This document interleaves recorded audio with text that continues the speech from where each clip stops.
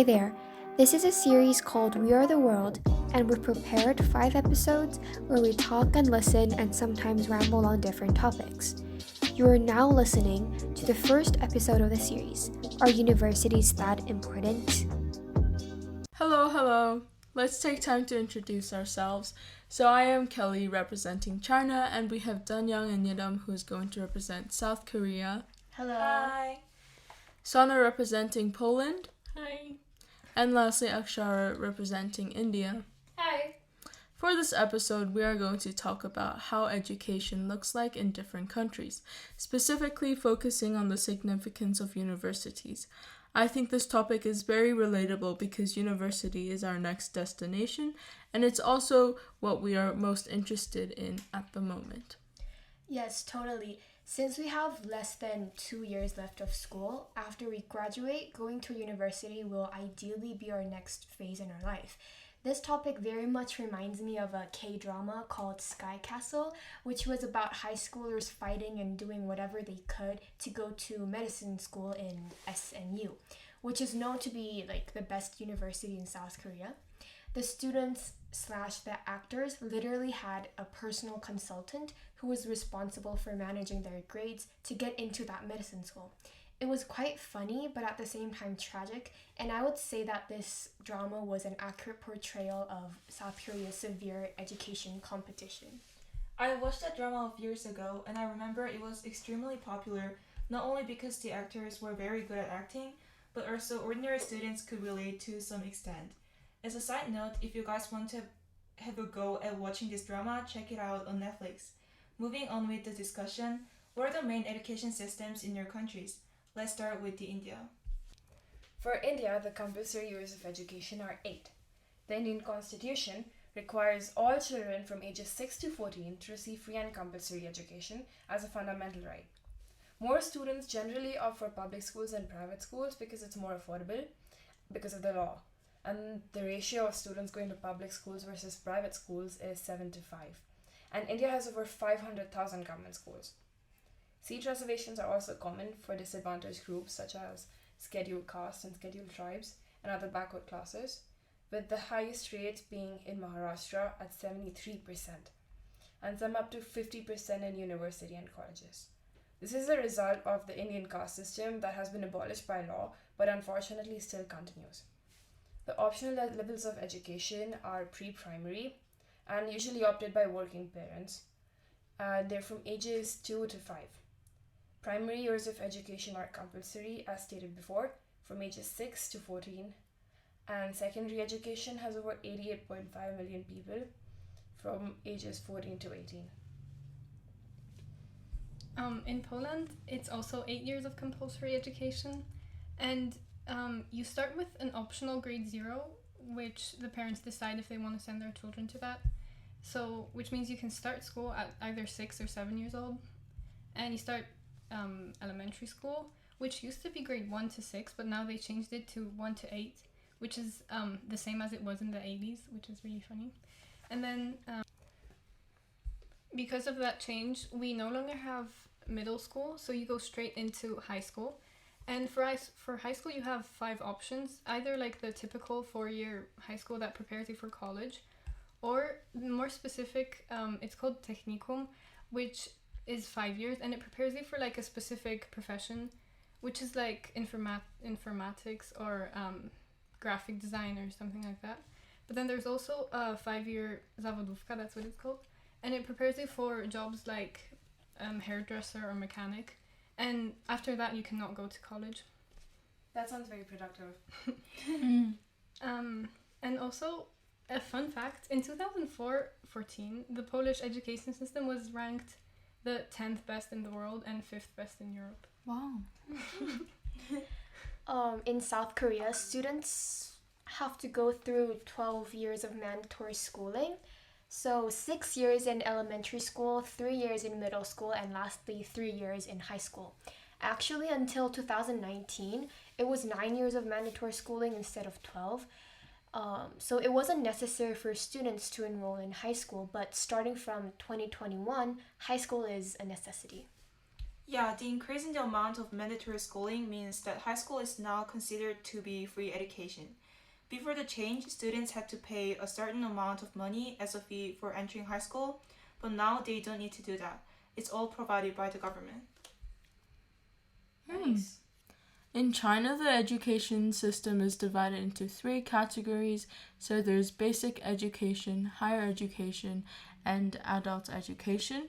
So by law, each child must have 9 years of compulsory education from primary school, which is 6 years, to junior secondary education, which is 3 years.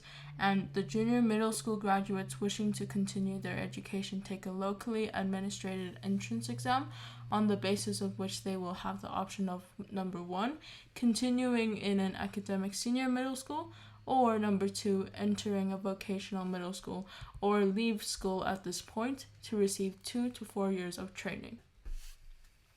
Well, all of the countries we have just mentioned have 8 to 12 years of compulsory schooling, which well emphasizes the importance of education. Yeah. I'm interested in how school life looks in your countries. I am aware that we are now in international school, but how was it like going to school in your home country? Or how does it daily routine of a student look like? So one interesting thing about Korea's public schools is that they provide free lunches for students. So we have nutritionists and cooks in every school.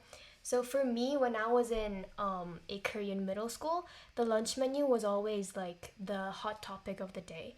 Every start of a new month, the school handed out notices of that month's lunch menus to every student, and my friends would get a highlighter and highlight the dishes they liked, which was mostly desserts or dishes containing meat. What's more, when students decide which middle school or high school they want to go to, they also consider how good the lunches are, even though this factor is not that emphasized. That's really interesting because at our old school, we had a similar system where the school provided the lunch, but a lot of students opted to get their own lunches. And at my old school, the school would start early at around 7 and had 8 consecutive lectures with short but really fun breaks. I think I had the most amount of fun in these breaks, and also the bus rides to and from school. Also, due to high population and high demand for schools, it is common for schools to have an afternoon shift, at least in primary and middle schools. I said 8 consecutive classes, but I meant 12.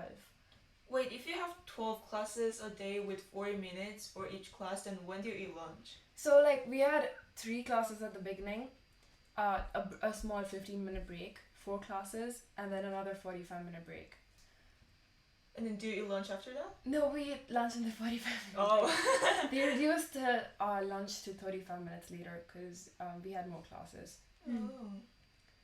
But it was still a lot of fun. We didn't go to a different class after every block.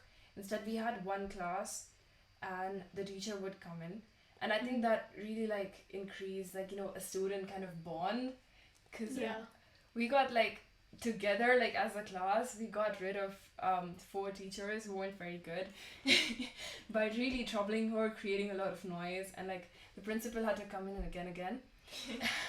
And eventually came to a point where she was annoyed by the teacher because she couldn't handle the class. And that happened 4 times. Wow. So about that, also in Polish schools, you have where the teachers comes to the class and the class stays, but just for the first 4 years, I think. Mm-hmm. Yeah.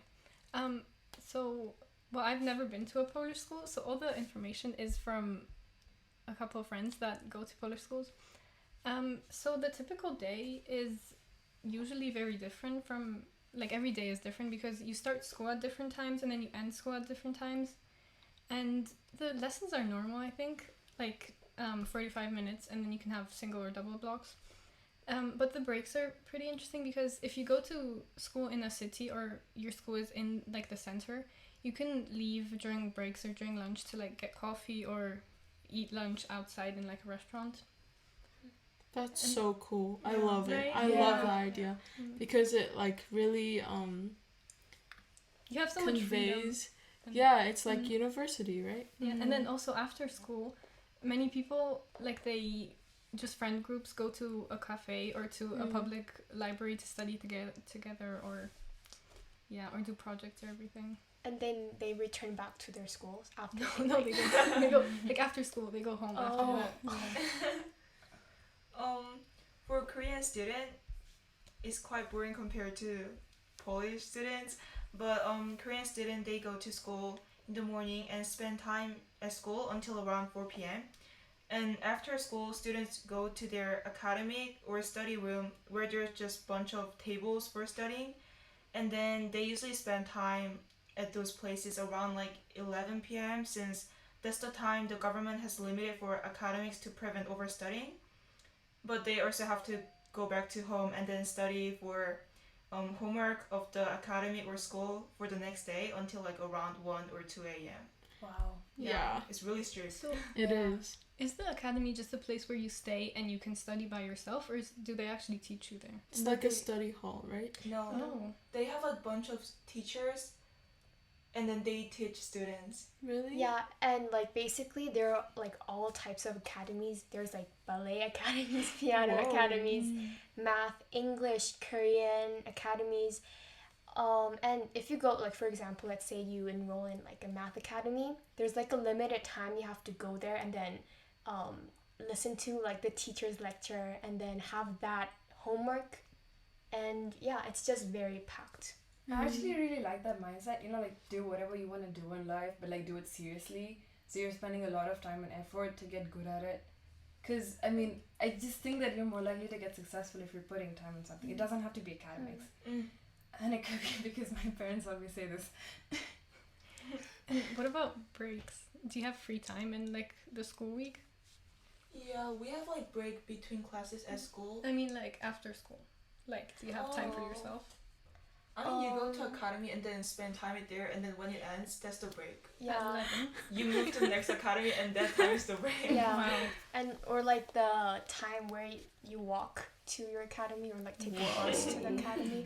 Like for example, like my friend had like 10 academies when she was in middle school, grade 2. Yeah. Wow. Yeah.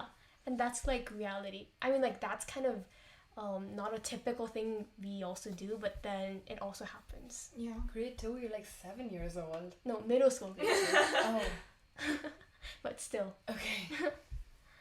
Much like Idam said, in China, most schools start from early morning to about 6 p.m. in the evening, and many schools have evening self-study classes, so this is when I was talking about, like, the study hall. Basically, after school, you go to a study hall where you study even more, and then they prepare for endless tests.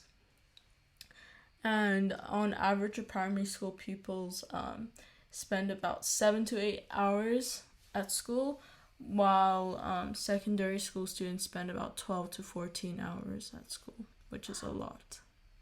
Yeah, 14 hours. 12 to 14. exactly. So what time does school start? 7:37, and ends at about 6 p.m.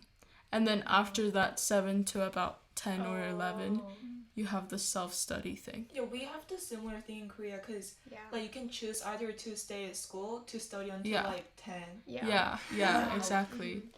I mean, there's a kind of a similar, situation in India, but the dispersal time is set. Once students are gone, they're gone, and you cannot stay back because then the school would be liable for anything that happens to students.